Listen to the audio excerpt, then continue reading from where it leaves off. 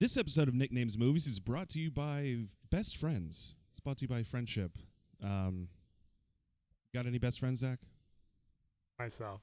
Oh, how vain. I'm what that song's about. And sad. Yeah. Yeah. Wait, which song? You're so vain. The song is definitely about me. That one. Oh, okay.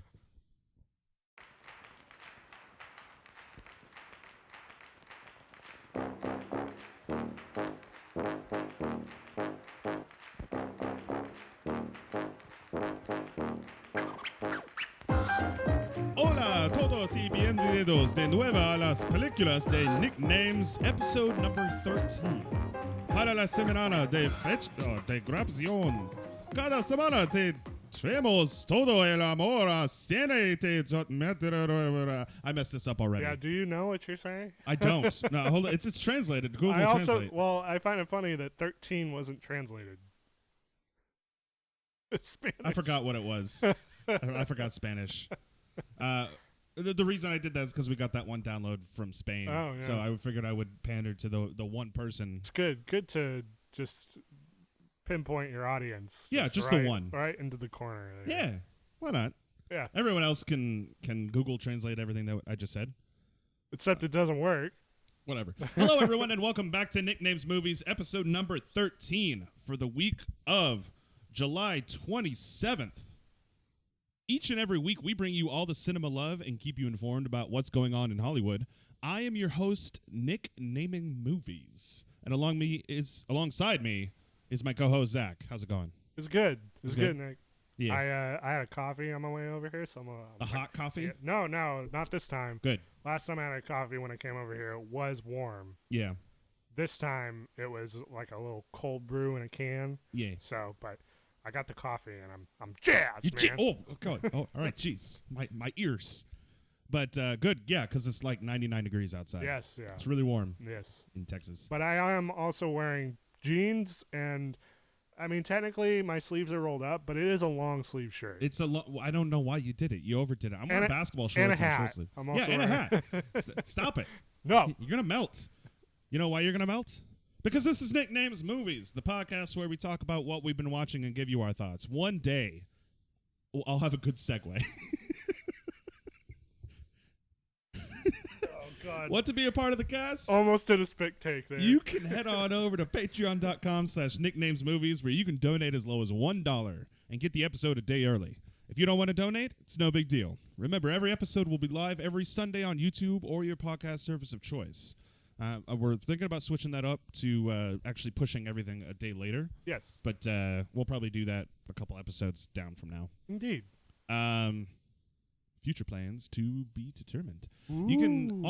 You can also head on over to tpublic.com/user/nicknamesmovies to find our merch and help represent your favorite new podcast. But now let's dive into the previews. Zach, what have you been watching this week? Well, you'll be happy to know I did not go on a movie watching binge like I have the last couple weeks. Yeah. Or at least the last episode that was uploaded and the lost episode now. Oh, yeah, we should probably talk about that just really quick. Yeah. So, for the handful of fans that listen to us, we didn't have an episode last week because Zach's mic is a boo-boo. Yeah. We recorded and everything on the levels, it seemed fine, but we didn't notice until after the fact that it wasn't recording his voice at all. So it was basically just when you did the playback, it was just you talking and responding to nothing. Yeah, we were a little bit we just hopped on and went and didn't really do any tests before when we should have, and I should have been more prepared. But that's all on me. That's okay. I'll take the brunt of it. Oh, no, that's fine. It happens. Yeah. But as a result, you fine folks at home will never get to hear the beauty that was my 40-minute Aladdin review. It took way too long for you to say I hate Aladdin. I didn't hate it. Yeah, it just wasn't good. Okay. I don't even remember the rest of the podcast. I just remember focusing on that Aladdin part. We did movies that are actually better than they were critically rated. Oh yeah, that's right. We did say that we were. We gonna do talked that. about some good ones, but Yeah, and we'll probably do it again. yeah, Just to kind of round it out. Yeah, round it out, and because we'll probably find more movies along the way. Indeed. But let's get back to what you were watching this week. So this week I did not watch 6 movies on top of our homework. That's good. I also did not watch anything that I think requires a full in-depth dive of good. a 40-minute review. Please. The only thing I watched other than our subject for this week was Ready Player One. Oh, really? Yes. For the first time, or you've seen it for the first time. Oh, wow. I saw it. Yeah, that's the movie. So, I'm guessing from that summation that you didn't enjoy it fully. It was fine for what it was. And I had read the book before. Right. I had gotten it for free in like a loot crate years and years ago. Cool. Written by Ernest Cline. Yep. Yeah. And the book itself is pretty simple. The prose is pretty weak at times, but it's like a young adult novel, so you're not really like supposed to expect banking much. on nostalgia, like 80s nostalgia. It's like, ooh, remember all this stuff from the 80s? Isn't that cool? And yeah, but overall the book is like a little fun mystery adventure type thing. Right. And, right. The movie, like 3/4 of it are not in the book. That's what I remember reading. Yeah. That they did a lot of improvising. It is because very different from the source material. Well, I remember there were a lot of rights that they were able to get, which was amazing to see in the film. But there was a lot of stuff that they had to be like, we got to kind of for a narrative. One of the biggest things was that they were not able to get the rights to Ultraman, which is like a fairly large part of the plot in the first one. Oh, really? So instead of that, they switched out for the Iron Giant. Still pretty cool. Yeah. But it's kind of like nothing. Like a lot of this movie is. It did the Terminator thumb thing. Yeah, it did the thumb thing. Yeah. A lot cool. of this movie is just. It's like you said. It's nostalgia, like nostalgic love, which is actually part of what we'll be talking about later on. Yeah. Yeah. It's directed by Steven Spielberg, right? Yes, and so the other thing is a lot of the book is like, remember all that shit that Spielberg did and how great it was? Yeah. And Spielberg's like, well, I don't want to do that. Yeah, I don't. He's not an egotistical person. Right. So he kind of stripped most of that out, and some of the stuff took a little convincing from what I read. To keep it in the film, like the T-Rex he kept in there because it's like it's whatever. It's cool. It's a T-Rex, man. Picking up a car and be like throwing it around. Yeah, and this movie is like, it's not. I don't want to say it's bad. It's not good, but it's not bad. Yeah, it's just kind of it's a fun popcorn flick. Right. It's look at all the stuff. Remember that. And I will say. Most of it was just kind of like, all right. I remember the DeLorean. I remember King Kong. Yeah. But the one that got me, actually, this was pretty cool, when they do the quote-unquote Mechagodzilla, which was like, they call it Mechagodzilla, but it didn't really look like Mechagodzilla. I think they had to do some trickery there. Yeah. But the music cue behind that, like when he shows up, is the Godzilla theme. Yeah. And for some reason that hit me. It was like, damn, that's a good pull. Yeah, because they could have just put Mechagodzilla in there. I mean, come on, that whole final battle scene with all of the characters. It looks crazy, and I will say that the CG for the human avatars takes some getting used to. But eventually, it's just kind of blends into the background. You gotta kind of hand wave a little bit of it you because do. The whole point is that it's a video game. Yeah, and it's like this idealized version. Although I will say, at odds with that is part of these changes that they make from the book to the movie is that the characters look nothing like what they're supposed to look like in the book. In the book, yeah. Wade, the main kid, he's sexy Wade. Yeah, he's like this teenage dream kind of guy in the movie. Like with the weird lips. Ty Sheridan has weird, like, sexy lips. I wasn't looking at his lips. Ty Sheridan. I was looking at his hair, really. Big, poofy, sexy, bee-stung lips. He's got good curly hair. Anyway. We focus on two different things, which is fine. Yeah. Preferences and all that. I mean, yeah. Moving on. The lady. Move on to the lady. Well, he's supposed to be overweight, right? Right. And when they he's not overweight. It's a movie. They gotta look pretty. Yeah. And then the same could be said for Artemis. Well, one. Are you telling me there can't be sexy gamers out there? I'm saying that the whole conceit of her character in the book is that when she goes, you don't know what I actually look like, it's because she's insecure about how she looks. And it's because she's a little heavier and, she has acne and stuff like that. Yeah. What she has in the movie is like this birthmark. Birthmark that's like, it's not even really a birthmark. It's like, shut up. Who cares? You're still, like you have alopecia. You're still very attractive. Like, that's dumb. Yeah. And then, like, along with that, they meet like halfway in the movie, as opposed to like right at the end of the book. Yeah. There's a lot changed from the book. People die in the book that don't die in the movie. They could have made a franchise out of this if they wanted to. I guess. Yeah, I mean, you could certainly make a franchise out of throw all the video games into one movie and then make money off of it. I mean, yeah, they've done far more with far less. Yeah. Ben Mendelsohn is kind of like the typical Australian Ben Mendelsohn. Or Talos in Captain Marvel. Yeah. I like him as an actor. Yeah, he's good. But in this, he's like the typical villain. Yeah. Like along with hey, remember all this stuff from the 80s? They take the same kind of archetypes from the 80s. Reminds me of the villain from RoboCop. Yeah. Or the original Tron. Yeah, he's 1980s businessman who is ridiculously evil. I will kill children for money. Oh yeah. To put ads in my games. In the Oasis, the VR area, he is literally businessman. Yeah. This is a big. He looks like Clark Kent. Working at the Daily Planet. That's his avatar. It's like big and buff. Yeah. Anyway. There's some good bits in there.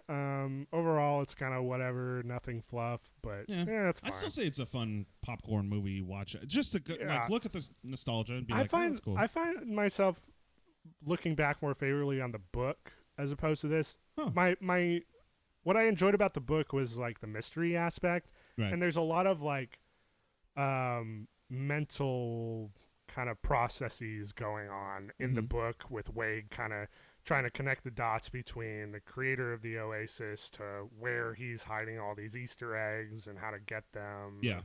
And it reminds me of like Full Tilt. I don't know if you ever read that book. It's been a long time. It's in like a circus and there's some magic stuff going on there. Yeah. But there's like different stages and how do we get past this stage? And then you have to think about how that works and kind of puzzle it out. But it's a movie. They only have 2 hours. Yeah, they have to show it and then the Shining bit, there's a whole Shining thing in there that's pretty good. If you're not going to do what's in the book, then that's all right to go that way. Yeah, it looks faithful to the original movie too. Yeah, so I'm probably making it seem more negative the movie than I think it really is. Yeah, it's just fine. It's just fine. Yeah. All right. What about you? What did you watch? So I didn't watch any anime this week. Wow! I know. But shocking breaking news. Do I need to? That was good. Oh, thank you. Do I need to take away your Weeb card? No. I mean, they're still on my watch list on Netflix. Oh, okay. Yeah, I started watching Angel Beats on your recommendation. Yes, very good. I got into episode 4. So I did technically watch anime, but I stopped after. Even on a week where you're like, I didn't watch anime, you still watched anime. I watched a tiny bit on your recommendation. I was like, it's not your jam. It's not my jam. That's fine. So I started watching. Actually, I started watching yesterday because it dropped yesterday or the day before. The Boys. Oh, The Boys. Yeah. The Amazon. I thought you were saying you started watching yesterday. No. Recent Beatles movie. Yeah, I watched no TV until yesterday. No, I started watching The Boys, which is an Amazon original based off the graphic novel series or comic series. I'm sorry, written by Garth Ennis and Derek Robertson, art by Derek Robertson. Bleh. Sorry for the P's. And it's basically Gareth Ennis, who's known for the Preacher comic series, and this show is actually produced by the same people who did the Preacher TV show. It's a Hulu show, isn't it? Or no, it's Sci-Fi. What, The Boys? Yeah. No, Amazon. Oh, did you say that? Did you say Amazon? I did. Oh, okay. Like twice. Well, fuck, man. Yeah, well, you should. And it's basically a world set with superheroes who are like, they're celebrities. You know, the world. There's only, I think they say like 200 celebrities at the beginning of the show, but they're all around the world and everything. And so you have this Justice League of the Seven, and they're celebrity superheroes that are they do superhero stuff, but they're also partnered with a corporation, and they kind of do their media, social media stuff, right, and dictate what they do. But they also get paid for it, and so they're kind of like mercenaries for this company. And so, so the beginning of the story, you get Huey, the main character, one of the main characters. Is this part of a trio? Huey, Dewey, and Louie? No. Huey, Dewey, Louie. No. Very sing-song today. Woohoo! But no, Huey, who is just walking with his girlfriend, and she steps off the curb, like just right off the curb, and then this universe's parallel of the Flash just runs right through her, turns her into mush. Shit. This show is very dark. That's what I heard it was violent. It's very violent. Yeah. It's from the creator of Preacher. So if you don't have any frame of reference, that's a very violent show too. I never watched the show. I read a couple issues back in the day. Produced by Evan Goldberg and Seth Rogen of Superbad fame. Seth Rogen. Yeah. Actually, I'm Seth Rogen. I'll let you finish. I did Sorry. forget one thing that I did start watching this week. Oh, great. Cool, we'll go back to you. Is it Aladdin? No, it wasn't. Yes, it was Aladdin. No. Time for my 40-minute review. No. But it's this show where a group of kind of vigilantes, all from different backgrounds, go and try to figure out ways to basically get rid of or kill the Seven, this Justice League, or any of this corporation too. They're trying to take down this corporation because these superheroes are fucking assholes. Like the first episode, spoiler alert, a new girl gets inducted into the Seven, and the universe's equivalent of Aquaman, named the Deep, is like, so hey, thanks for joining the Seven. And so he takes off his pants and starts jerking it. Oh, okay. And basically forces himself on her. Okay, yeah. This I was gonna say that it kind of sounds like, but now it'll definitely sound. Did you ever read the Watchmen comic? Yes. Okay. Yeah. This sounds like Watchmen. It's got that similar tone. It takes it to an even darker. It's basically trying to bring up all of these. Oh, knocked my microphone.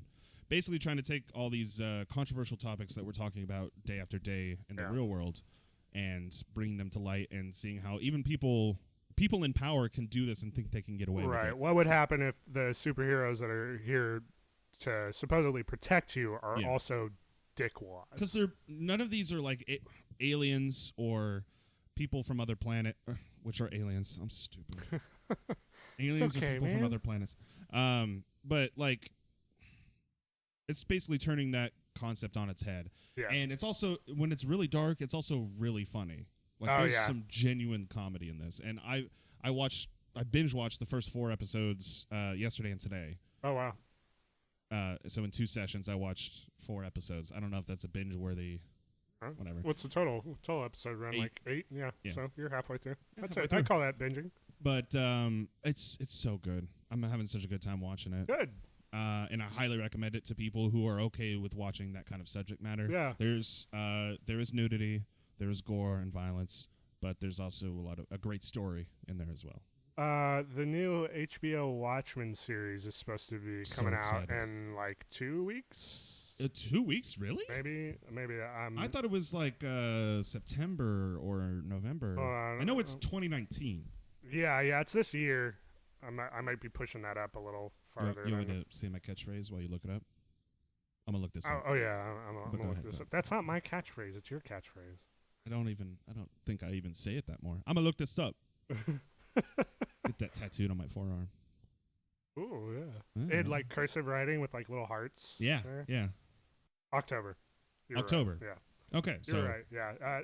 But anyway, I'll be interested to see what your take on that one is compared to The Boys. Oh, for sure. Yeah. Because did you see who was show running? HBO, the Watchmen. The series? HBO Watchmen. No, I didn't. No. But it looks. I mean, it's probably got the same general production team behind, Westworld and Game of Thrones. God. Oh man. Oh no. HBO. Oh no. Hired. Well, I mean, just the people that work on those shows that have that. Yeah. That actually want to be there. Yeah. But the story looks interesting and unique, and I can't tell what's happening, so that's always a good sign. So. Slight segue. Did you see that the top brass from HBO responded that the response to the series finale of Game of Thrones has not affected the prequel in any way? They don't care. Yeah, they don't. They don't. Hopefully, with a different writing team on there, it won't fall to the same problems. We'll see. I mean, they have a world to work from, but they also can kind of make their own story. So no matter what happens, you can't really be disappointed. Other than that's not true. Well, I mean, you can't be disappointed because you're expecting something exact to happen. You could absolutely be disappointed on episode 1, and you start watching that shit, and then you slowly realize, oh God, those first 5 seasons were a fluke. Oh, you know what? You're right. They could totally it's the entire property that's the problem. They can retcon the entire show. Whoops. Whoopsie. But you enjoyed The Boys. I do, yeah. I'm probably gonna finish it tonight because all I'm doing is that and playing Overwatch. And actually, I don't know if you play on your PC all that much. Slightly. Quick game segue, but I've been playing Moonlighter on. Oh, okay, Game Store. Yeah. It was it's one of their free games they're offering right now. Nice. It's actually really fun, 16-bit ish kind of game. Yeah. Dungeon crawling and all that stuff. I'm having fun with that and Overwatch because they just released a new hero on the. Okay, cool. You don't play Overwatch. I don't know. I take note of when I'll see a news story like new hero coming up. They've released a new trailer for the hero. I'm like, good for the people who still play Overwatch. Yeah, and I am not That's one me. of them. I never played Overwatch, so. I like when they introduce a new character because it means the game is different in a way. Right. Like especially this one because he basically changes the entire meta. So that's good. Yeah. Anyway, I've been knee deep in God of War. So I know. I see your updates. Yeah, that's been fun. Yeah. Quick. So, game update over. Game update over. We should start a band. We should. We'll just start a band. Fuck this podcast, right? We should start a band. Yes. It's the name of our film podcast. So 4 episodes of Angel Beats and The Boys. That was all you watched this week? That was and Friends, Yeah. The constant rotation. Yeah, it's the one that I watch whenever I'm eating. Yeah. That's like a fun little. Mine's Friends or The Office. Yeah. I've watched everything else way too many times, but Friends I only watched growing up, and so I'm just rewatching it as an adult. Man. Friends and The Office and How I Met Your Mother have been on constant repeat in my household for 7 years now. Wow. Did we talk about Parks and Rec? Did you, or you never? I didn't start Parks and Rec yet. I'm trying to get through Brooklyn Nine-Nine. Oh, that's right. Yeah, we did talk about that. But I gotta do Brooklyn Nine-Nine, Parks and Rec, and a couple other ones. Gotcha. And then what was the other thing? The other thing that you watched? have been occasionally watching. This is actually been one of the things that when my wife and I are eating, we'll just throw this on. Nice. Comedians in Cars Getting Coffee just dropped a new season. Good old James Seinfeld. Is James the Jimmy, same name as Jerry? I don't think so. Jer. I had a mini small stroke for like half a second. I wish I knew someone with the name Jerry that I was really close with, so I can call them Jer Bear. Jer Bear? Yeah. What's up, Jer Bear? Can I call you Z-Man? Can I call you... you can. I reserve the right to roll my eyes. Can I call you Galaxy? That sounds like a douchey name. The ZG Boys? Z-Man, I actually had a relative growing up who called me Z-Man. Z-Man? Yeah, okay. and I was young enough to where... was it like a cousin or like a creepy uncle?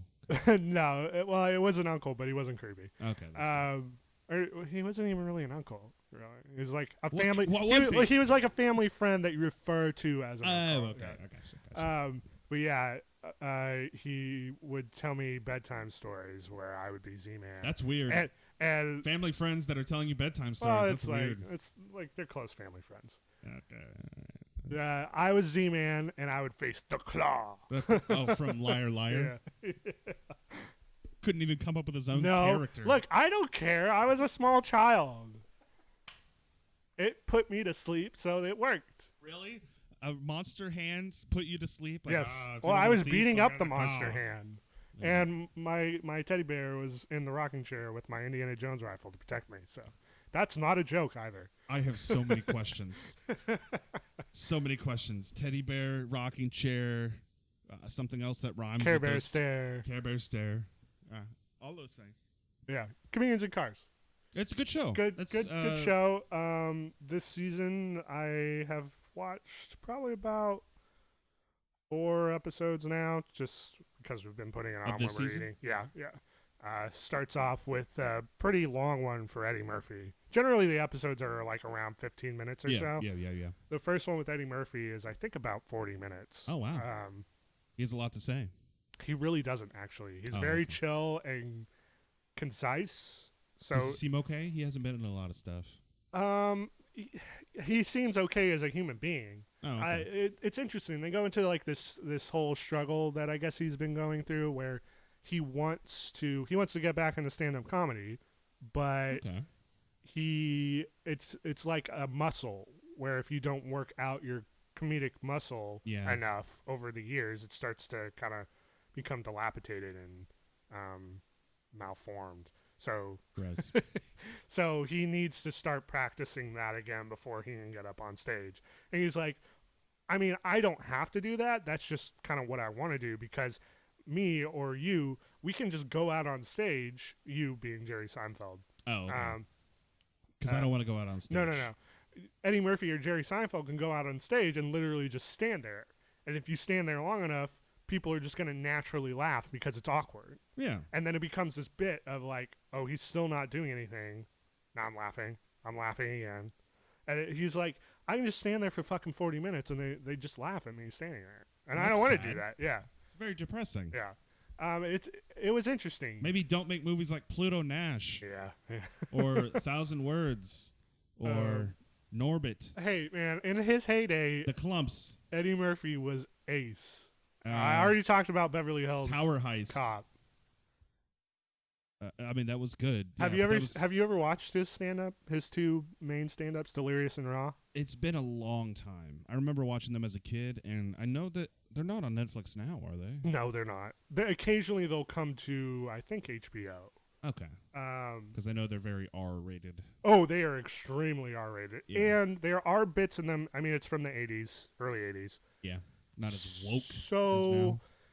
Yeah, there's some stuff in there that will make you raise an eyebrow a little bit. Yeah, but the majority of it is like, I'll listen to stuff like that, because there's George Carlin stuff that's very it pushes the envelope, and now in terms of like how we view certain things and understanding people's identities and that kind of thing. It's maybe not so cool in certain places, but in other parts, it's really funny.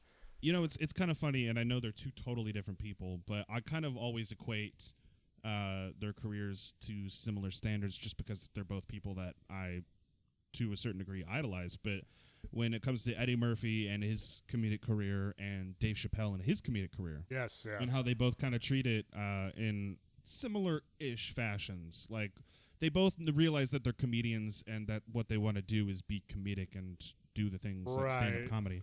But Dave Chappelle, at least from his side, is he's doing it, but he's also trying to tell a story. He's also trying to, like, tell his experiences and stuff like that. Well, like you can also kind of see where they diverge, too, because they were on a very similar path career-wise at the beginning. So they're both very famous in terms of because of television shows. Eddie Murphy had SNL, Dave Chappelle had the Chappelle Show. Yeah.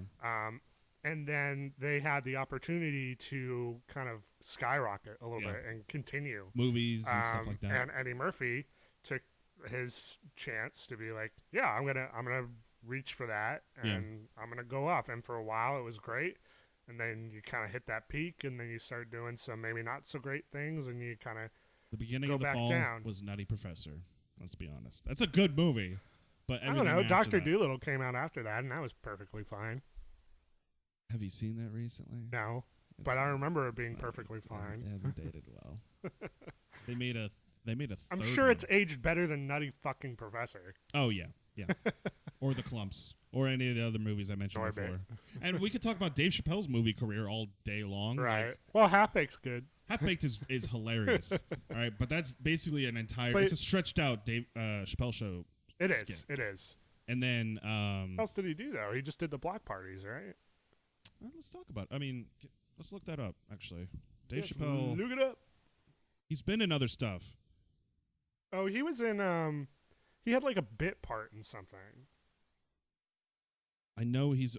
Star is Born. That's what I'm thinking of. Yeah, that's right. He showed up in that. I think with his actual kids too.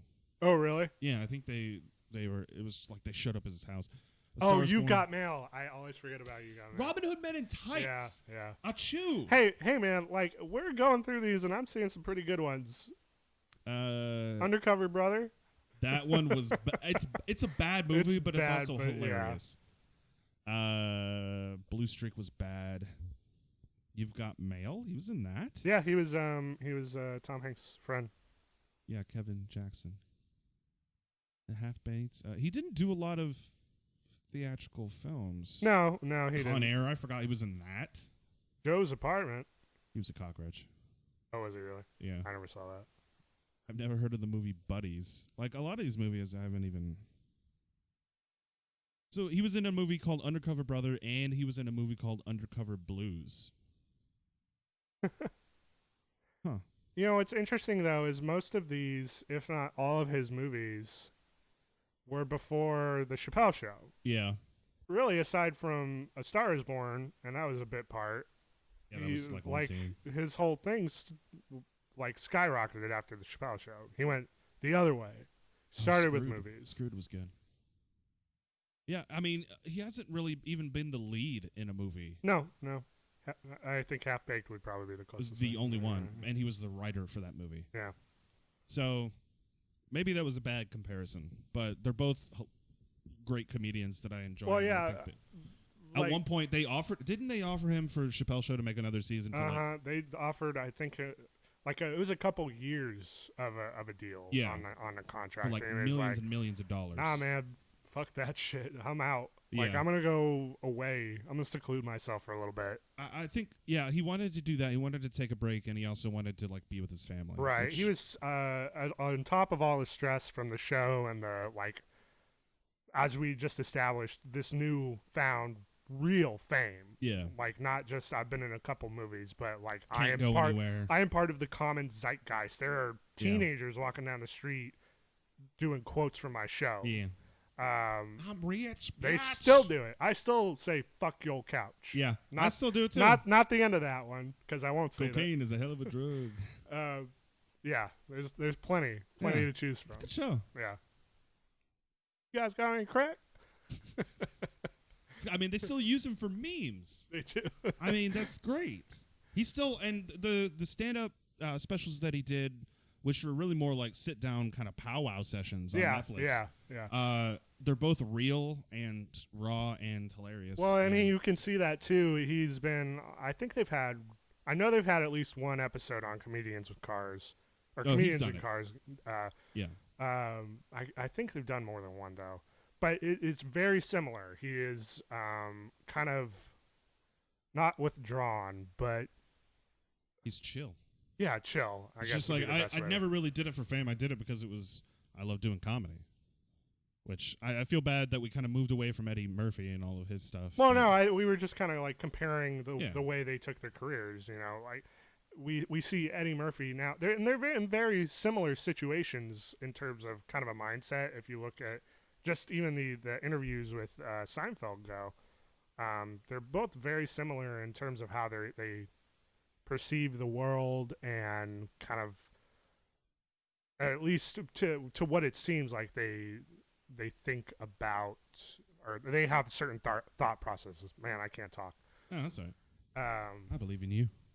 Modern problems require modern solutions. When I tried to look up Eddie Murphy on IMDb, it pulled up 2 totally different random Eddie Murphys before it pulled up Eddie Murphy the actor. Well, I don't know if you remember that time we were searching for Jonathan Taylor Thomas. There were like 7 other Jonathan Taylor. To be fair, he has 3 first names for his entire name. So, all right. Well, that's not my fault. You gotta it's not. Write a letter to Jonathan Taylor Thomas. I'll write a letter to his parents. Are they alive? Probably. I don't know. How old is Jonathan Taylor Thomas? Hold on. I'll look it up. He was born in 1981, so that's 39 years. 39 years old. So I would assume Jonathan Taylor Thomas's parents are still alive. Maybe. But 39. Yeah. That's not bad. Maybe. Eddie Murphy is currently set to star in... I just had it pulled up. There's a movie that's coming out like this year. Is it? Well, he's doing Coming to America, with the 2 being the number 2 next year. They're actually making a Dolomite remake called Dolomite Is My Name. That's the movie this year. And then he was, of course, Axel Foley in Beverly Hills Cop 4, which was not a movie, but like a TV special. Like a Red Nose Day special type thing? Kind of, but it was on, I can't remember if it was Fox or why. No, hold on, I can't. IMDb is failing me right now. It was in 2013, where he just played the dad of the main character, who was like his son, who was a detective. And you mean the Shaft movie that just came out? No, that's same premise. No, it's just like that's the only thing they can do now with the reboots. Is like, are we gonna like actually reboot it, or are we gonna just make it a sequel? Yeah. That kind of thing. Do you want to just get into the main topic? Yeah. Let's do it because we're going to talk about it for a while. That was all I watched this week. That's cool. What'd you think of Aladdin? The original? Or no, I don't care. Yeah. That's rude. You could have just gone, moving on. Moving on, I mean. You didn't have to tell me you don't care. Shit, dude. I'm sorry. I care about you. Do you? I think you're still mad because I told you my best friend was myself. Yeah, well, I was looking for an answer. But frankly, I got the wrong one. This goes back to many episodes ago when you said Marshall was your special guest, and I was not. It was the first. He was a guest. All right, it was one episode. I'm special too. You're the co-host. I'm not doing this. All I want is validation. I'm not doing this. It's because your name isn't in the title. So let's get into the main topic. Bitch. I knew it. Let's talk about Once Upon a Time in Hollywood, the movie that just came out yesterday, Friday, July something. Yes, Friday, July 26th. Yes, that day. Yeah. Yesterday. Mm-hmm. We both went to go see it together. Yeah, it was like a little man date. Or a date. Well, don't do that. You do it. It was a date. Every time. Why don't you want to go on a date with me? It's 2019. I'm progressive. Anyway. Once Upon a Time in Hollywood, directed by Quentin Tarantino, his 9th film, starring Leonardo DiCaprio, Brad Pitt, Margot Robbie. Yeah. Starring, really? Okay, I mean, we could talk about that. No, Let's continue. You can continue your show. Kurt Russell, Al Pacino, all kinds of people. People he's worked with in cameos more than in the main roles. Uma Thurman's daughter was in there. Maya Hawke. Yeah. For a second. She Kevin was Smith's still in daughter there. for a second. Rumor Willis. Bruce Willis's daughter for a second. You got everybody in there. This movie was a lot of seconds. Yeah. A lot of kids in this movie. Yeah. Or, the second generation actors from these people. Anyway, it released yesterday. This is his 9th film. So out of 10, supposedly. Out of 10, yeah. Supposedly his next film is his last one, and he's trying to do Star Trek. R-rated Star Trek. I don't want him to do. I don't want him to do it either. I want him to do something else. Something else. I was trying to come up with a good answer, but no. He could do sci-fi. I think that would be interesting to see a Tarantino sci-fi thing. I just don't want him to do Star Trek. Yeah, because even if it was connected to the Star Trek reboot movies that we've supposedly that's what it is connected to. So it is why? Half of the actors in that movie franchise, the reboot franchise, they're doing other stuff. They're Zachary Quinto isn't doing anything else, but Quinto or Quinto? It's probably Quinto, Quinto. But yeah, I don't know. We're just making faces at each other. Zachary Quinto? He was in Lost, wasn't he? No. American Horror Story. Heroes. I was right. I'll get there eventually. He's the bad guy in Heroes. One of those shows that ended Home terribly. Right? Seinfeld? We got there. I'm totally lost. Once Upon a Time in Hollywood. So let's start off spoiler-free, and then we'll get into spoilers in the latter part of the podcast. Yes, which is pretty easy because what was this movie about, Nick? No, plot. Just plot. You want me to do the plot? No deep plot. Just plot. Just surface level plot. So the plot is several. Okay. Yeah, that's the right answer. No. So I'm guessing, because we did talk about this yesterday after we saw the movie. We did. We had a little powwow afterwards. When we got out of the movie theater, it was definitely kind of, you had to think about it. Because it's 2 hours and 40 minutes of a lot of stuff happening, and then the third act is and then it happens. And then, this, and this happens. And I need to make sure I do this, and this. But by the time you left, and I kind of stewed on it a little bit more, made a little stew pool, put in some potatoes and some give me that tomato spices, made a little Tarantino stew, salt and pepper, not too much salt, but yes, a little bit more pepper than necessary. Yeah, and then I sneeze, pepper. Yeah, a little bit, and I'm like, damn it, but I like Tarantino. It. Yeah. We forgot a movie that I was going to ask you if you had seen, because you have seen most of Tarantino's films, but Marley, get out of the cookies. He likes to sit by the window now. I think he's. Well, I would too if you put cookies over there. No, I think that's his. I think this is where I want to die spot. Oh, that's nice. Super glad about him. I'm very glad I'm here for this. I forgot how old Marley is. Right? Yeah. Marley. He's 16, right? Marley, my cat. I say 16 because I remember we've had him for a long while. Yeah. But Marley, my cat, is our editor for the podcast. I'm keeping that in as a joke. There's got to be a joke in there somewhere. Yeah, I'll film him tip-tapping away on our editor's a real pussy. Yeah. Gotta get that Who Framed Roger Rabbit style of comedy in there. Yeah. What was I talking about? Once Upon a Time in Hollywood. Which Tarantino movies you hadn't seen? So you hadn't seen Jackie Brown. Right. And you hadn't seen Death Proof. Jackie Brown, Death Proof, which is half of Grindhouse. Right. And then I was also going to ask, we didn't mention Hateful Eight. Did you I have not. That would be the other one I didn't see, is Hateful Eight. Okay. But I've seen Reservoir Dogs, Pulp Fiction, Kill Bill 1 and 2. Right.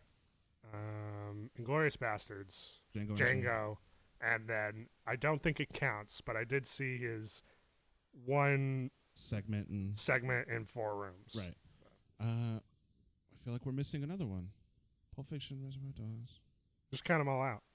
Pulp Fiction, Reservoir Dogs, Jackie Brown, Kill Bill 1 and 2, Kill Bill 1 and 2, Hateful Eight, Inglourious Bastards, Once Upon a Time in Once Hollywood. Upon a Time in Hollywood. There's one more. Shit. This is the whole point. Death Proof. Death Proof, thank you. So he does technically, when it comes to like counting out his films, Kill Bill 1 and 2 are 2 separate films. Right. But because he filmed them concurrently and like it's... They were supposed to be one movie. Right. It's supposed to be a supercut of both together. But the studio execs were like, no, cut it for time. Yeah. And they cut it in half. I was actually telling you about this last night. Yeah. In Japan, they released an edit with all of it cut together called The Whole Bloody Affair. I'd be interested in seeing that. Yeah. See how in Japanese. Yeah. With English subtitles. That'd be cool. It would be. It would be an interesting view, and comparing it to how you would view both of those individually as opposed to as connective. Yeah. Sort of I love how we're not talking about the actual We're movie. not. So, hey, do you want to know why that is? Why? Because there's not really much to talk about here. No, there's a little bit to talk about. So, what? Basically, after I diverted about 7 times, thanks, Marley, is because after stewing on it, I actually get what he was trying to do. So, when you look back at Hateful Eight, which you haven't seen, but you get the general gist of what the movie was, right? Yeah. So the general gist of Hateful Eight was a whole bunch of strangers in a single room or building, in this case, trying to figure out a mystery and trying to figure out who killed who, or et cetera, et cetera. Does that sound familiar to anything else in Tarantino's filmography? Reservoir Dogs. Reservoir Dogs. So it was kind of a twist on one of his own films, right? Right. Does, thinking back on Once Upon a Time in Hollywood, does that remind you of any of his other films? Ones I've seen? Yes. That it's not a trick question. It's not going to be one you haven't seen. I mean, maybe Pulp Fiction. Okay. So, and but I'll get you there. I'll get you there. That's me saying, like, I think I can see where you're going with this. Yeah. I don't know if I'll agree with it, but Yeah, you so tell me your let me piece let on it. Let me toss up the confetti, the little fun talking points that I saw from what other people were gathering from the movie. So, Once Upon a Time in Hollywood has been a passion project for Quentin Tarantino for over 5 years. It has been in development for a long time. Yeah, it was something he was. I don't know if you knew this, but originally the guy, the old man, who was part of the ranch, played by Bruce Dern. That was supposed to be Bruce Reynolds, Burt Reynolds, Brian Reynolds. Burt fucking Reynolds. Yeah, Jesus. but he unfortunately passed away. He passed away. Rest in peace, Bandit. So that should tell you how long this has been in development. Yeah. Which is unfortunate because that would have been great. Even as a spoiler, a very small role. It was. But it would have been cool to see him do that. But this has been a passion project for Quentin Tarantino for a long time. And you can definitely feel that he took from a lot of his older films, and they influenced this film a lot. A lot of people, and I am very curious as to people who aren't Tarantino films or quote-unquote connoisseurs that are going into this movie based on star power and coming out going, what the hell? What the hell? Or even coming out not being a fan and going, oh, man, that movie was great. Yeah.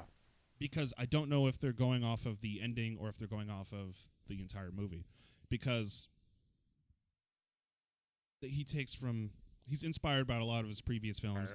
And what this movie does that a lot of his other movies do is there's interconnecting scenes of characters interacting with each other and character development and character quote-unquote growth for certain ones we'll talk about later in spoilers that are interstitched with travel moments that are either meant to build up tension or meant to build up hype for a certain character specifically.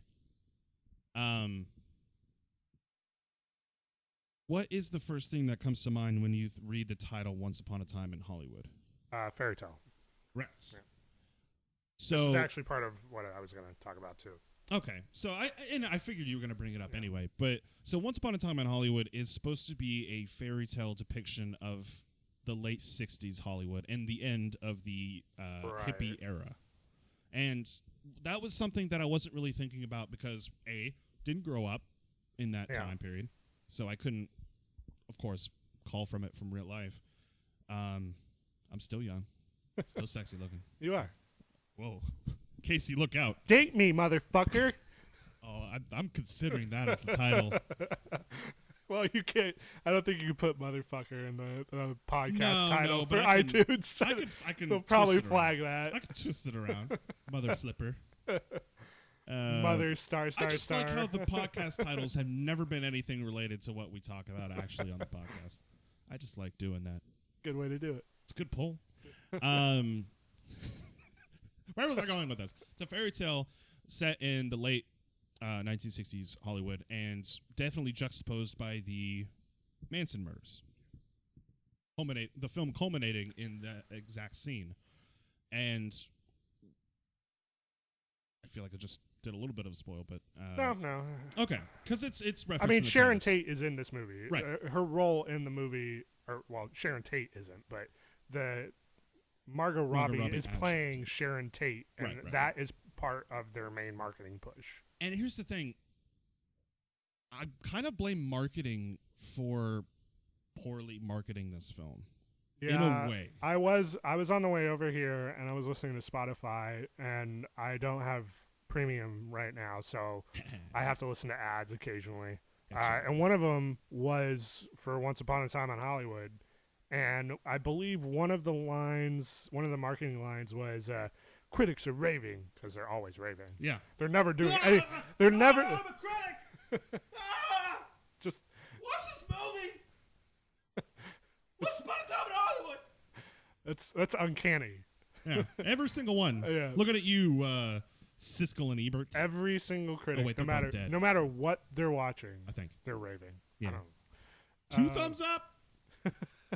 Anyway, this is Tarantino's masterpiece. Yeah, like that's a bold claim. It's one thing to enjoy the movie and see what it is for, and get what Tarantino's going for. I think it's another thing entirely to be like, it's masterpiece. Well, it would be weird if they're like, watch Tarantino's new film. It's meh. It's all right. Well, you could have other lines other than masterpiece, like thrilling, exciting, even though that would be a lie too. So, where are you going with this, Zach?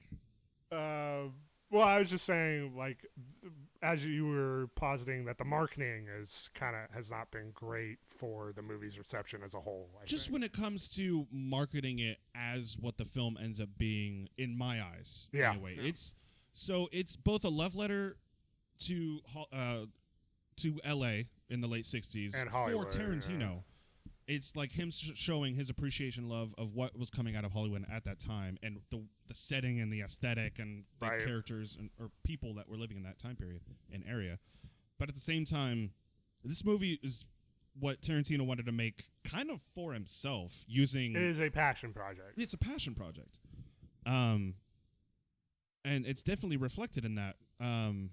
And, of course, you get the tropes from every Tarantino film. One character just fucking slaps her feet on the windshield right in your face. Are you sure about that? Because I think there was at least two women who put their feet up on dashes, literally up against glass. Yeah, like, it's gross.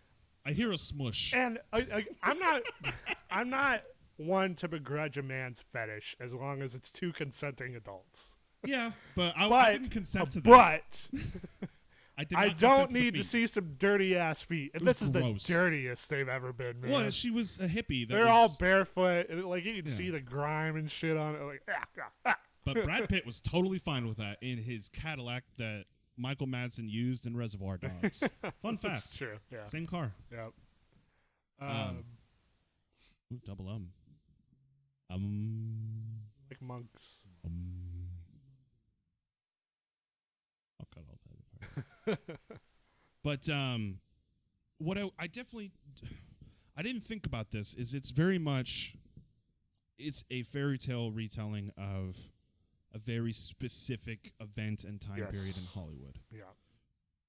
Bearing that in mind, and a lot of actually stuff now that the movie has come out, marketing wise, are kind of spoiling the way that this film is the way it ends. Yeah. I haven't seen the marketing do that, but almost every review I've seen mentions the ending. First off, and I don't want to have to say this every time we review a movie, but for all the other movie reviewers that do movie reviews for their careers, don't, like, if the movie just came out, do spoiler-free stuff. If you can't do that, then don't call yourself a critic. I'm going to play devil's advocate here for a second. Okay. Normally, I will agree with you. That's a shitty move. However, you can only talk about, like, Tarantino's goal with this movie without talking about the ending so much, because I find the ending is directly correlating to what the thesis of this movie is. I agree, because it's definitely, but this is a very specific example. Exactly. That's what I mean. Like, for in general, I'm on your side. Like, I definitely agree with that. Don't do that shit. Because, like, unless you're gonna be like, hey, as we do sometimes on this podcast, we're about to talk about spoilers. Yeah. Don't listen past this mark, and then we'll give you a couple seconds. Yeah, we're not actually saying that right now. We're not doing that now. That was an example. But unless you're doing that, and you're giving people plenty of time to bow out, then anything past that is on them. And there are some people that do that. They do two separate views. Right. But at the same time, the movie, and I also blame the people who watch the reviews and haven't seen the movie, and then they're like, oh, okay, I'll go watch the movie now because of what you said and how you like the film. Like, I don't understand people watching movie reviews. And then they get spoiled by the movie, and then they go and see the movie. Like, am I just spoiler sensitive? You're spoiler sensitive, just like me. I mean, even if it was a romantic comedy, I'll still see a movie, but it will affect how I view that movie and my experience with it. Casey does not care. In fact, there are so many moments when we're in the middle of a movie, like maybe halfway through, sometimes even before then, and she'll be like, this is too intense. I need to look up and see what happens. And she'll look it up. She'll look it up on Wikipedia or something and look up the ending. Like, but why? It doesn't bother her. And there are people like that. She reads books, right? Yep. Does she do the same thing for books? Occasionally. She'll do the same thing. It's harder, I think, with books because a lot of that is contextual generally. And it's her own imagination, too. Well, and like if you're going to go straight to the ending of a book, reading the last line is different than reading the last chapter. You know? So generally, if you're going to the end, you have to read more than just the last paragraph or whatever. Context. Yeah. Whereas with a movie, you're like, where is this going? And you skip ahead, and generally you'll kind of get where you're going. And with Wikipedia, they'll kind of like outline too.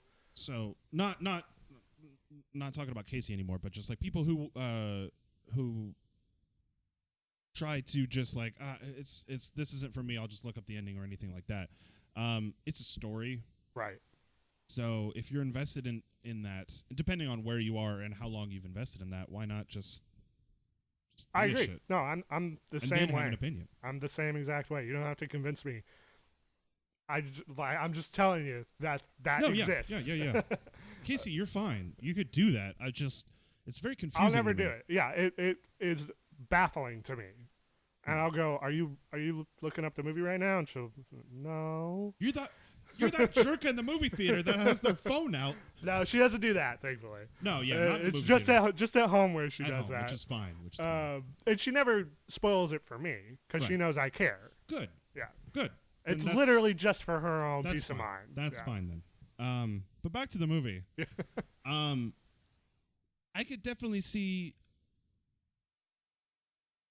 It's hard. It's hard to talk about this movie without going into spoilers. And not even spoilers for the third act, but for parts in the beginning and middle. Well, because I know there's not like there's not twists or anything like that. Yeah. But a lot of the movie, a good 2/3 of the movie it's build up. It's trying to tell you, hey, remember history. It's setting. It's mood setting. Yes. And kind of thematic setting. It's painting.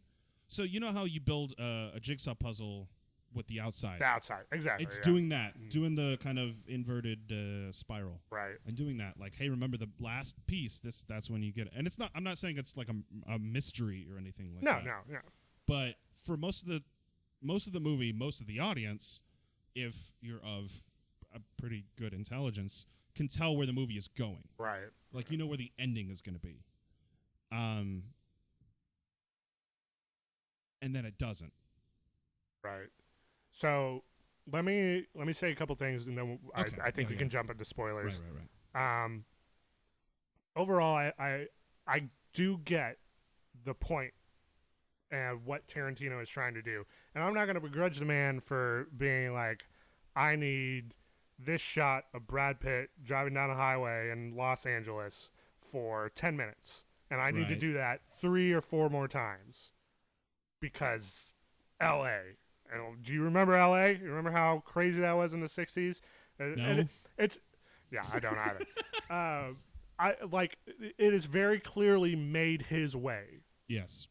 There's a lot of production design going into this movie. That being said, editors exist for a reason. Mm-hmm. And I think as a film, this would work better with some trimming. Just small little bits. Because like longer shots. With the first time, I can get it. Yeah. I get what this long drive sequence is doing. Mm-hmm. I understand it. I don't need it over and over again. Yeah. Because that's on top of all the other scenes where it's outside of the car and there is stuff going on. But even when stuff's going on with characters, it's still building the city as a whole as its own character too. So would you say that if you had the ability to like just cut the little like 5-10 seconds here and there of some of the driving scenes to like put it more into context or stuff, kind of it's not fat.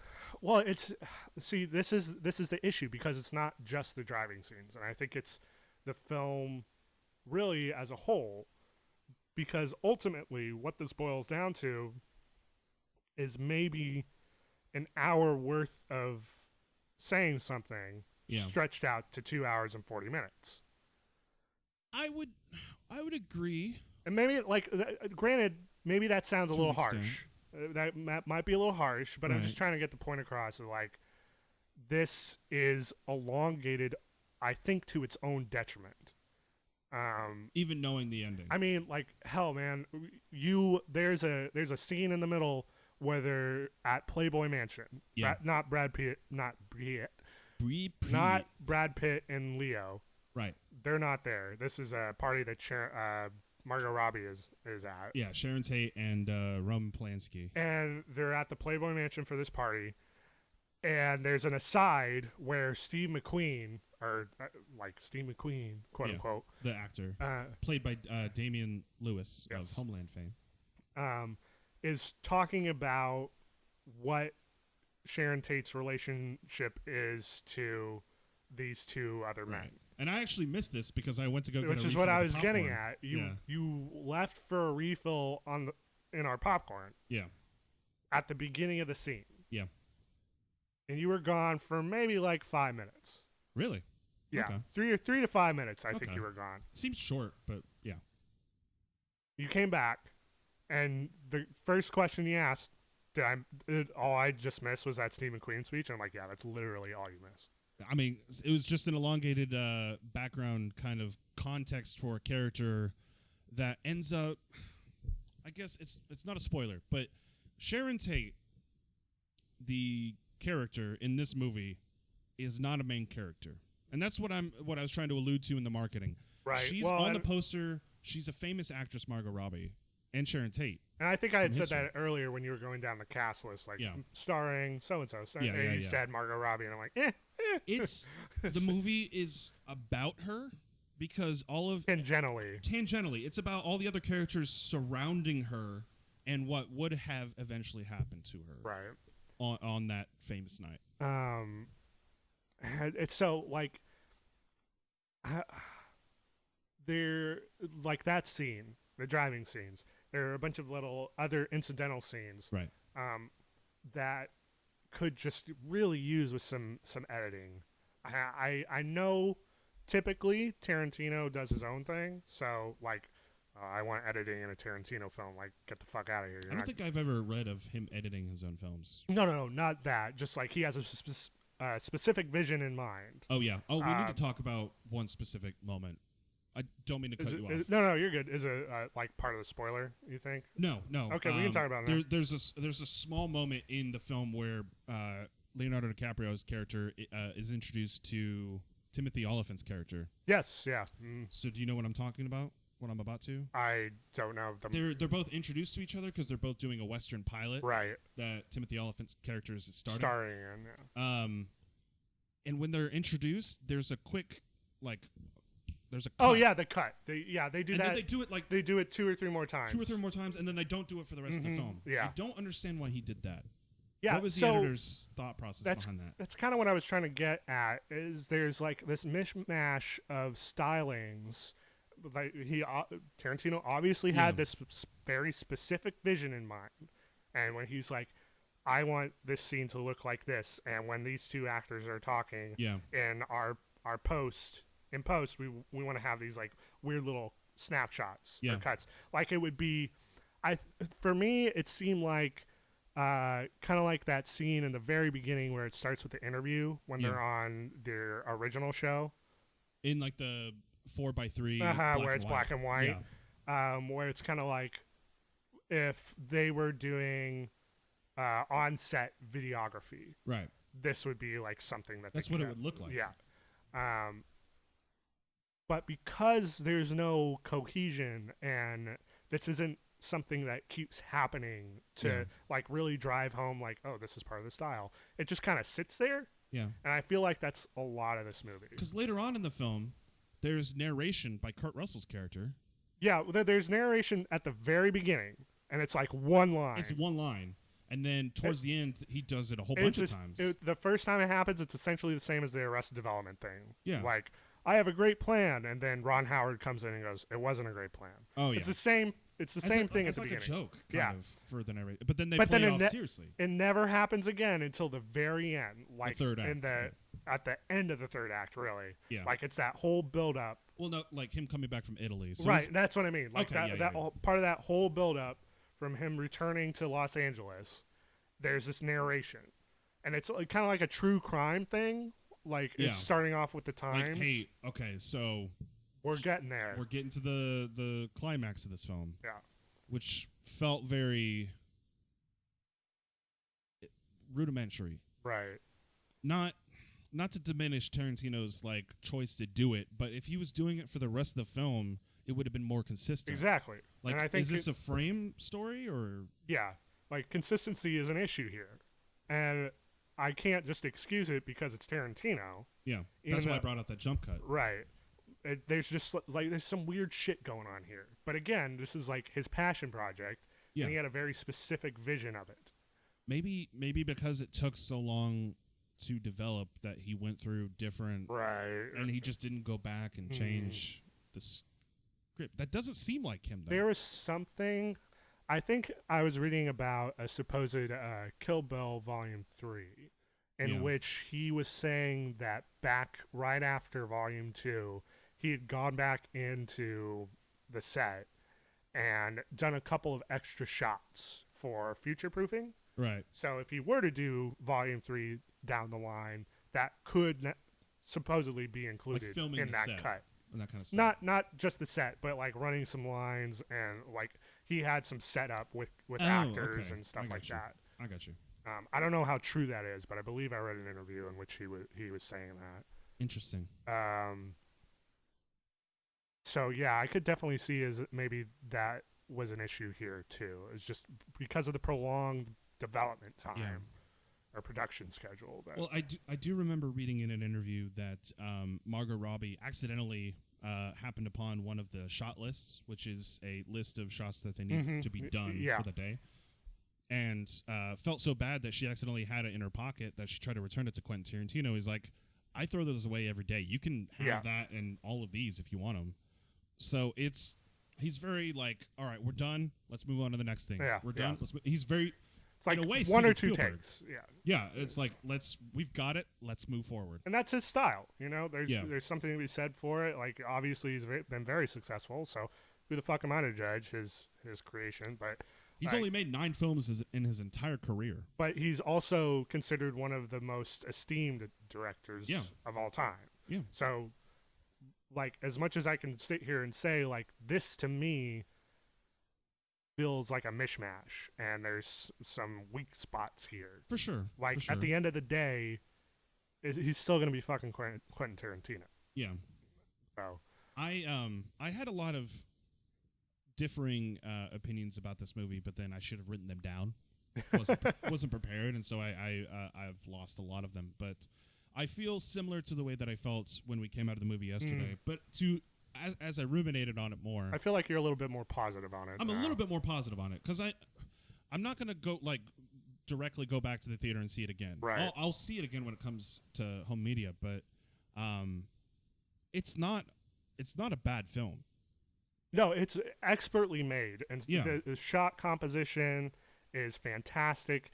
All the actors are phenomenal. There's a little girl that I thought was fantastic in this. I mean, movie. She's only in like 2 scenes. There's a fucking scene. When we were driving home, my exact words I think were, "How the fuck is Leonardo DiCaprio so goddamn good every time?" Because I brought up, and we're about to go into spoilers, so this is a spoiler warning, but real quick, as we were driving back, I was like, when he messes up a scene in the film, very meta, and he goes back to his trailer and just throws a hissy fit, and I was like, somebody should check in on Leonardo DiCaprio, because I was instantly worried about him as an actor outside of the movie production. Is this how he composes himself when he has these for The Revenant these mistakes on this in film that he's doing are so minor, because up to then he's doing a really good job. He's a good actor. Rick Dalton's fucking killing it. Yeah. And then he slips up on 2 lines in this movie, and it sends him off the rails, man. Yeah. He is fucking throwing shit out windows. Yeah. He's he's talking to himself in the mirror. He's like, "Get this shit right, or else I'm blowing your fucking brains out." he's a different character. That's played for laughs. Oh yeah. A lot of this movie, as dark as it is played for laughs. Yeah. Which will rub certain people the wrong way, I think, depending on just your general attitude on dark comedy. Especially, it depends on the audience that you have too, who you're surrounded by. We had a pretty good theater. Yeah, I did. I thought so too. Yeah. Except for that one woman who whistled whenever Brad Pitt took. That wasn't a woman. that was a teenage kid up front. Yeah. They walked. When we first got there, I walked back out to get napkins because we forgot napkins. They walked in ahead of me, and it was a bunch of 16-year-old kids. Oh, okay. I don't know how the fuck they were in there. It was just played for a joke. Okay, well, Brad Pitt looks fantastic as a 55-year-old. Yes, he does. Yeah, he's up there with Tom Cruise. Anyway, very. Anyway. I'm just going back to the date me, motherfucker. Yeah, date me. I'll just cut all this stuff out. Real quick, before we get into spoilers once again, I do want to say, I get that this movie is played for nostalgia. Remember the 60s and how, great this was. But on top of that, there's this disillusionment with Hollywood and the whole process of it and that sort of thing. Mm-hmm. I don't think that can carry a movie, though. And you were talking about Ready Player One before. Right. That doesn't carry the movie. It's still... This is a very paper-thin plot. Yeah, and I... Ready Player One, not this film. Yeah. Well, frankly, the plot here is fairly thin, too. It's all character-driven. Yes. Plot really doesn't amount to much until the very end. It's character moments. Even then, even the very end is not oh, now the plot is over. It's used as a character progression, or depending on how you view it, a character regression. We should, because I actually want to build off of that in spoilers. Do you want to just go? Yeah, I'll just say I think character development in this is thin as well, right. Even though that's really the only thing that's generally going on. Okay. Okay, so now we're gonna jump into spoilers. Yes. So, if you do not want to be spoiled on this movie, thanks for tuning in. Yeah. We'll see you next week. Right before, do you want to give a verdict or do you want to do it after? I feel I'll go ahead and say I'm probably not as positive or like forgiving of it as you are. I won't say I hated it because again, it is very well made generally in terms of shot composition and general directing. I think it falls a little flat in terms of like a mismatch use of different styles. Right. And kind of not knowing what you want. But yeah, the acting's great. Music is great. They kind of play off that as much as they can.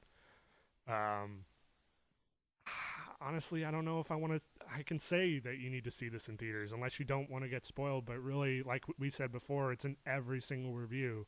Well, let me jump off of that. I'd say if you're a Tarantino fan, you're probably going to see it. Right, anyway. right, yeah. But I would say if you're actually a fan of the time period, or if you're interested in learning more about, no, I can't say that. I was gonna say if you're interested in like the Manson murders, don't do that. Yeah. Unless we'll just leave it there because that's part of spoilers. There's other movies. Yeah. There's other movies that probably go into more depth into it. Or you can just read about it. It's a tough read. Yeah. I'll just prepare you now. It is a very tough dive into what happened that night. Yeah. But I mean, I recommend it as if you're into Tarantino type of films, narrative driven. Even though we've said that it's very paper thin, there are great scenes. In this movie. In particular, that scene at the ranch is this great suspense build. When Brad Pitt is walking into this ranch, and it's great. Yeah, reminds me of the bar scene from *Inglourious Basterds*. Yes, yeah, exactly. And there's a lot of scenes like that where alone they're great and fantastic. Brad Pitt's but so I cool. What? I said Brad Pitt's so cool. He is. He's a dreamboat. This is very. Leonardo DiCaprio and Brad Pitt reminded me of Butch Cassidy and the Sundance Kid. Yeah. It's very much what he was trying to do. And I think this is probably the coolest that Brad Pitt's not ever been, but been in a long while. Oh yeah. Oh yeah. Very, very chill. Let's get into spoilers. Yeah. We delayed it long enough. So I would recommend it, but just if you don't want to, you can also wait. I would say you can watch it later. I don't think you need to see it in theaters, but that's on you. That's your prerogative. Yeah. All right. So spoilers. Yes. I after all of the violent Sharon Tate stuff, which isn't Sharon Tate stuff. Yeah. So straight up, Manson murders don't happen. Yes. They break into Rick Dalton's house, which is Leo's house. Yeah. Because he confronts them after they're just sitting there. They're sitting in the like the cul-de-sac with their shitty ass car at like fucking 12:30 or something. Yeah, it was like around midnight.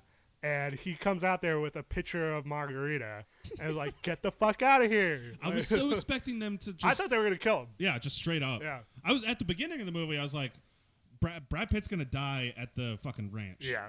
And then I thought that too, and that whole scene kind of like... So it's good tension. It is. You totally expect one thing. And I said this on our way home too. It is subverting your expectations in the scene. It's not so much, maybe a little... Well, yeah, it's still doing that for the movie as a whole, but specifically, scenes play out the opposite way in which you would expect. Right. Every time. Yeah. Every single time. Which is weird, because you honestly should expect the opposite by the end of the movie, but... So, yeah, he confronts the Manson family, and they're like, okay, we'll leave. But then they kind of regroup. They park the car.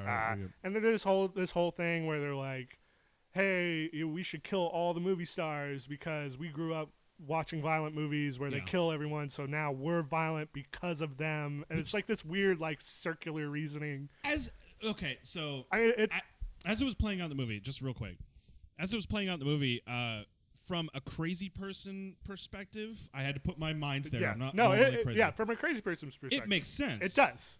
I get it.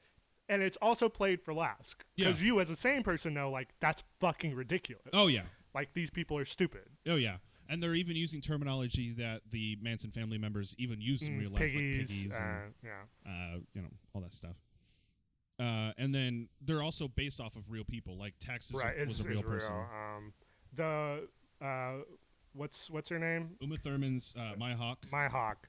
I don't believe she flees in this movie. But in real life, she just protected the car. She's still there, and she ended up being a witness. Yeah, because she was worried about her kids' safety back at the ranch. Right. So they, after this discussion, go into Rick Dalton's house. They find Cliff, which is Brad Pitt. Right. Because what was it? Leo's back in the pool listening to music. Yeah. Well, this is kind of like their last hurrah. So before they split off because he can't afford Brad Pitt anymore. Yeah. I mean, who can? I mean, if I could afford Brad Pitt, he would be my co-host. He would. Oh, well, I can't blame you for that. You'd be like, you know what? All right, I'm out. This is fun. But I'll probably date him instead. Since fuck you. Casey wouldn't mind in that case. No, she wouldn't. She'd be probably pretty sad at first. She's like, date me. Yeah, she'll roll with it. Oh. Three's Companies type situation. Yeah. Anyway. So they find Cliff, and Cliff, like this whole time through the movie, there's like this did he or didn't he thing with did he killing kill his wife? Yeah. I actually loved how they didn't actually answer. They didn't show it. Yeah. Well, and I don't remember his name, but he is based off of someone real. Like Quentin Tarantino knew a stunt double. Let me look it up. I'm actually not sure if he ever said his name. Or no, that wasn't.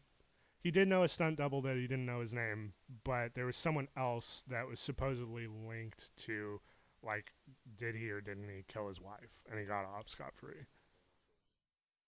Refinery29.com. Cliff Booth. Leading journalism. Yeah. It's a website I use every day. Booth is purportedly inspired by Burt Reynolds' stuntman, Hal Needham. However, their personal backstories, other than being stuntmen with remarkably close relationships to the stars, whom they stunted for, have little to no overlap. While Booth's career is slowing down as Dalton has fewer and fewer stunts needing to be done, Needham went on to have a hugely successful career as a director. But yeah, there was someone else that had to do maybe with the wife thanks killing. Refinery 29. Yeah, they never show it, which I agree. That's a good way to go with it. Yeah. Because that's the mystery. Yeah.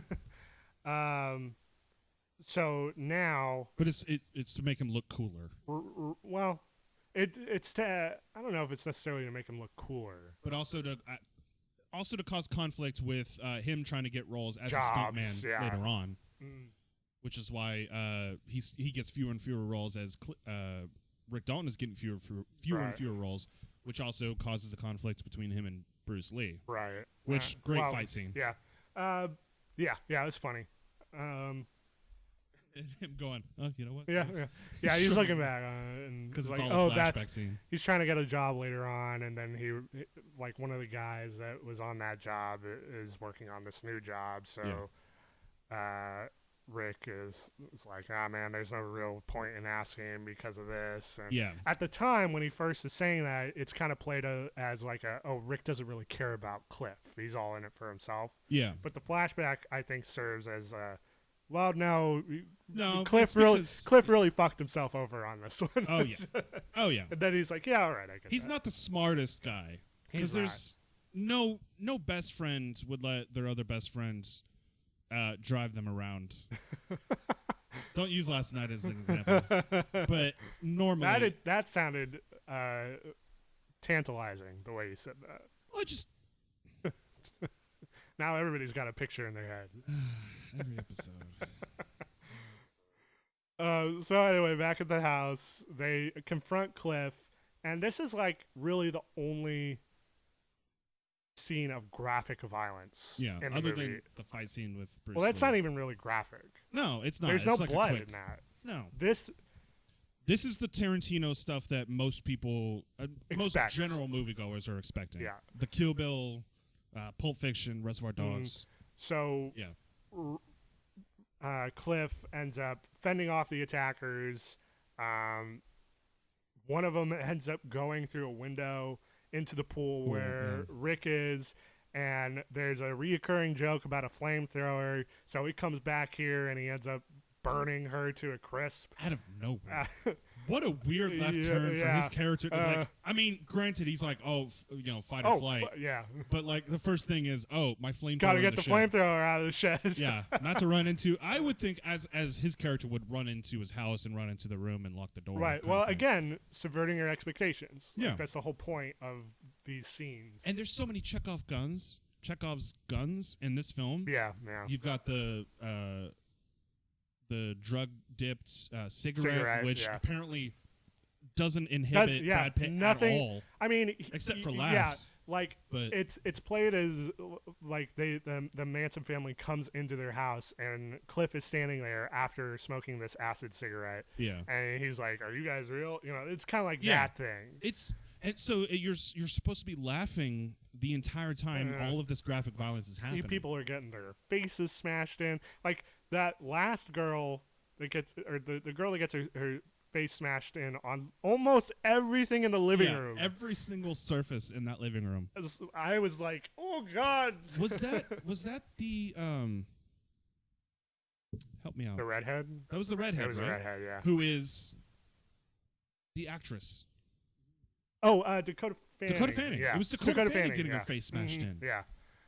No, it was a stunt double. But like, it goes up to like not 11. It goes up to 11,000. Yeah, the rev up, because it's at like a 1 before they get to the house, and then as they're planning everything, then it slowly creeps up. And like tension. Generally, it's like I'd say around like a 6 or a 7, but then it just like shoots straight through the fucking roof. As soon as he whistles for his dog, who is the greatest dog actor of all time.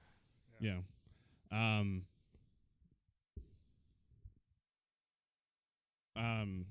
But that's the violence, the payoff of everything else. Right. And while a large majority of the film is centered around the characters' stories and kind of their day-to-days about trying to survive in Hollywood as an actor / stuntman / appreciating your career as Sharon Tate. Like, I'm a rising star. I'm going to be super... Yeah. And the implication... Here's where I was going to bring this up earlier. The implication that now that she survived... Yeah. And now that... Because she's still married to Roman Polanski at this point. 8 months pregnant with his kid. Child, yeah. Don't know if he's still going to be a fucking pedophile in this alternate future. Probably. But fuck you, dude. Rick Dalton, Leonardo DiCaprio, being introduced to Sharon Tate at the end. Maybe he takes the role of Jack Nicholson's character in Chinatown. Maybe that's maybe. Or maybe he's, I don't know if, there's like a bunch of ways that you can interpret that. And I think generally where you're going is where you're supposed to. Like, it's the fairy tale. Because, exactly. That's what I was going to say. Sorry. No, you're good. It's a common... It's not like I'm breaking new ground, but it's a fairy tale ending. I mean, the literal title is Once Upon a Time. And that's so what you have the literal fairy tale ending. No, like the people who really died in reality did not die. They survived their gruesome fate. Looking at you, Inglourious Bastards. And then you can kind of go from there. Like, well, if Sharon Tate dies, there's like this weird framing with the Manson murders of like some people interpret that as like the end of the 60s. Yeah. And like the loving, quote unquote, loving nature and type of thing. So if that never happens, does that nature continue into the 70s and so forth? The issue I have with it is it actually contradicts itself. Is the fairy tale ending, other than Sharon Tate surviving, is not actually a fairy tale ending for our other characters. They're still it is in the sense that you can kind of think of like, oh, well, now Rick Dalton could go on to star in more things. Like this is the start of his career and blah, blah, blah, blah. But we initially see this character as putting too much of himself into Hollywood. Yeah. And like focusing too much on like the general aesthetics of Hollywood and what that means to be famous in Hollywood. Yeah. And we kind of see He's him constantly quoting a predecessor / role model of his. And we see him move on, theoretically, to the spaghetti westerns over in Italy, which he's still kind of like, I'm making money and I have a new wife and everything. Like, kind of making money. Like he has a fair amount of money to have a good. He still has a good house. Yeah, but he does have to theoretically cut Brad Pitt off because he's basically been paying him to do nothing. Yeah. At one point, he pays him for a day to go up and fix his TV antenna, and that's all he does all day. Yeah. Other than dropping him off, being his driver, picking him up. Yeah. But at the end, we see him go into Sharon Tate's house with all of her friends. Yeah. And he's kind of back to where he was at the beginning, where he's worshiping kind of like this Hollywood. Because they praise him when they're introduced to him after the and they're murders. like, "Oh, I remember you from this. Like you're Rick fucking Dalton." Yeah. So there really wasn't even any kind of character growth. Exactly, which is part of what I was getting at earlier. There's not a character progression. There is a character recession. Yeah. A regression, not recession. You know what I mean. Yeah. Back to the start. So really, other than the thought, what happens when this person who was horribly murdered is not murdered?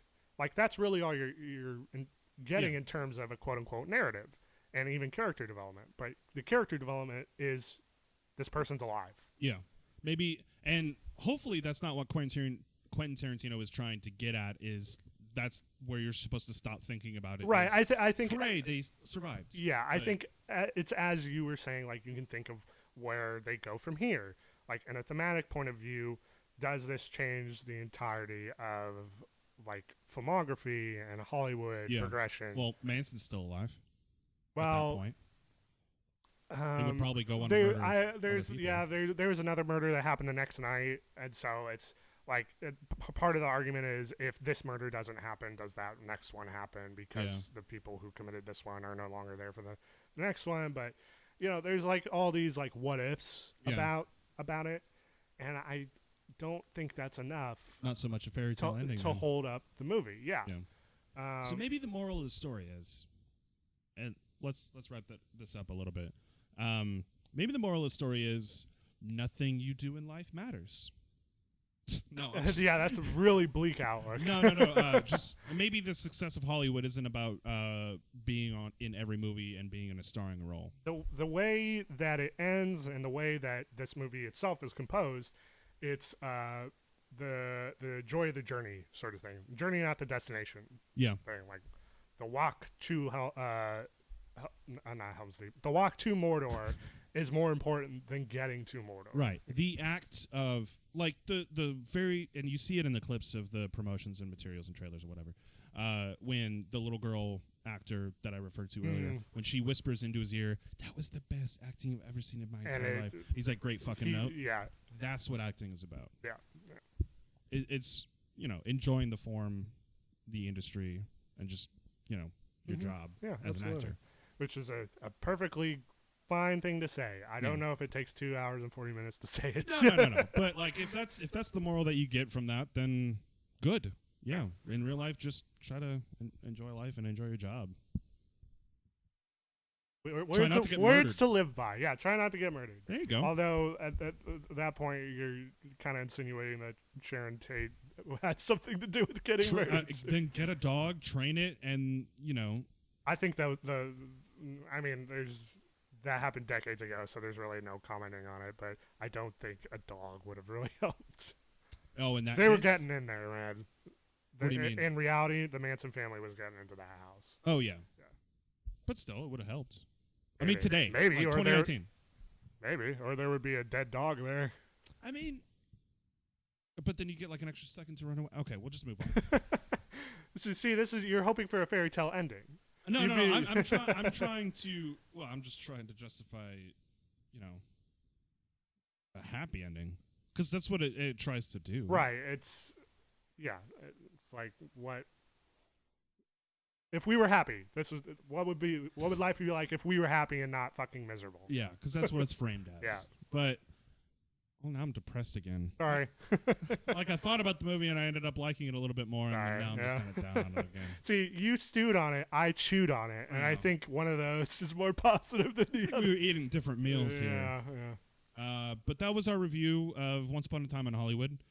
Let us know what you thought in the comments down below if you're watching us on YouTube, and if not, then rate the podcast based on what you thought of the movie. Please like the movie. Make Nick date me. No, don't make that a thing. It's not a campaign that we're striving for. Donate to the date fund. No, but you can donate to our Patreon if you want to. Which is also the date fund. No. But this has been Nicknames Movies, where the cinema love never stops. Thank you so much for listening to this a little bit longer than normal podcast. And we will hope to not miss another week next time. But until then, we will see you next time. Toodles. Bye-bye.